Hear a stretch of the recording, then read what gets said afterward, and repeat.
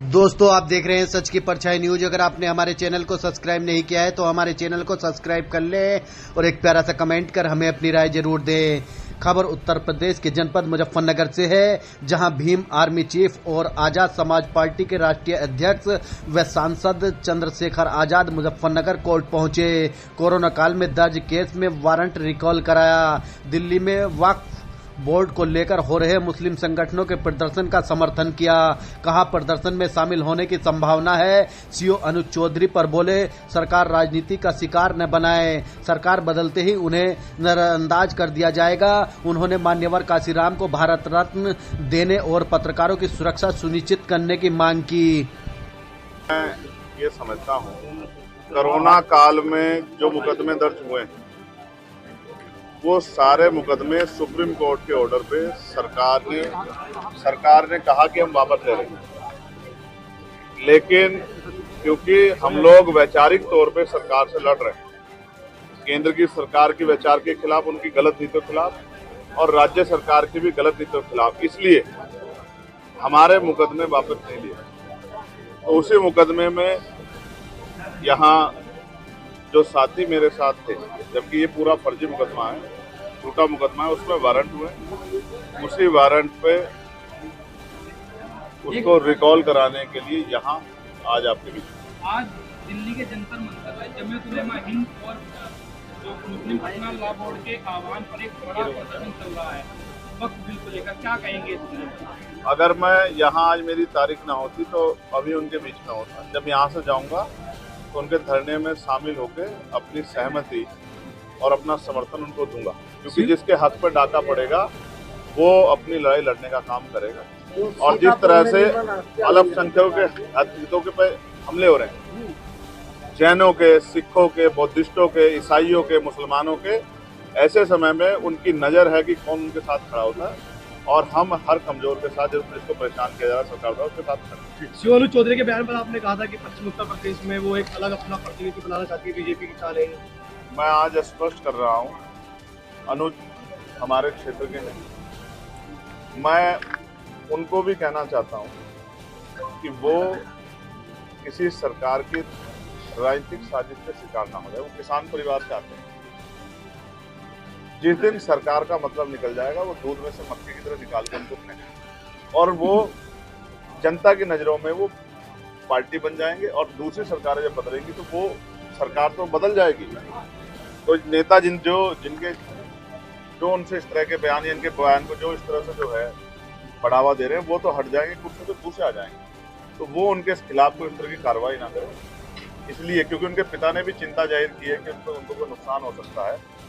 हालांकि वो तो खुद सुरक्षा कर रहे हैं वहाँ लोगों की, लेकिन मैं फिर ये स्पष्ट कहूँगा कि मैं समझता हूँ कि उनको समय रहते जो है नजर रखना चाहिए कि जो वो कर रहे हैं जाने अनजाने में उसका फायदा सरकार को हो। आपने सदन में कहा है कि ईद को लेकर के सरकार और धर्म के आयोजनों के लिए पैसा खर्च करती है, ईद आ रही है, हम देखेंगे कितना खर्च। बहुत अच्छी बात, बहुत अच्छा सवाल आपने रखा। ये देश धर्मनिरपेक्ष राष्ट्र है, यहाँ सभी धर्मों का सम्मान होता है और भारतीय जनता पार्टी का नारा है सबका साथ सबका विकास। तो जिस तरह से अब ईद का त्यौहार आ रहा है, अभी जगतगुरु सदगुरु रविदास महाराज जी की जयंती की, उसमें तो कोई मदद नहीं, उसमें तो छुट्टी भी घोषित जो है मेरे लड़ने के बाद रात में की 6 साढ़े 6 बजे। तो उस पर तो कोई मदद, उस तरह कोई सहयोग जो है उसको बढ़ावा देने के लिए नहीं किया। तो मैंने मांग की है कि ईद पे हम देखेंगे कि सरकार जो है इतने बड़े समाज के धार्मिक आस्था के पर्व पे क्या जो है बजट देगी। उसके बाद क्रिश्चियंस के त्यौहार आएंगे, जैन समाज के त्यौहार आएंगे, सिख समाज के त्यौहार आएंगे। जो त्यौहार आएंगे हम ध्यान रखेंगे कि बजट का कितना पैसा किस त्यौहार पर खर्च हो रहा है, क्या यहाँ सभी धर्मों का सम्मान हो रहा है, नहीं हो रहा है। मैं मुजफ्फरनगर के लिए एक बात कह दूँ कि बुढ़ाना में एक घटना हुई थी, आपको याद है, और आज मुझे जानकारी मिली, सैकड़ों लोग आए हुए कि साहब हमारे ऊपर मुकदमे वापस लेने का पुलिस दबाव बना है। मैं पुलिस के अधिकारियों को कहूँगा कि ये व्यवहार उनका अच्छा नहीं। अगर वो इस तरह से लोगों को डराने का काम करेंगे तो फिर उनके खिलाफ भी एक बड़ा आंदोलन हम लोगों को जो है करना पड़ेगा, क्योंकि किसी को भी डराने का, धमकाने का, जोर जबरदस्ती करने का अधिकार संविधान किसी को नहीं है। राम जी के जन्म दिवस पर बहन जी ने मांग की शादी जनगणना हो। एक होनी चाहिए जातिगत जनगणना। और मैं तो माननीय काशीराम साहब को भारत रत्न दिया जाए, क्योंकि वो रहबरों के सबसे बड़े नेताओं में से एक है। ऐसी मैं जो है मांग करता हूँ आज। आपको लगता है कि सरकार देगी? जैसे नहीं देगी तो जब हमारे आ जाएगी हम देंगे। औरंगजेब की खबर को लेकर बड़ा मुद्दा बनाया जा रहा है। ये कहाँ पर है? महाराष्ट्र में। तो आप तो यहाँ उत्तर प्रदेश की नमक न्यूज कवर कर रहे हो। अब जब महाराष्ट्र जाऊंगा तो उनका जवाब दे। जी गन्ने पर इस बार मूल्य नहीं बढ़ा, लेकिन मैंने अभी आपके पार्लियामेंट में उठाया, आपको पता है नहीं पता है?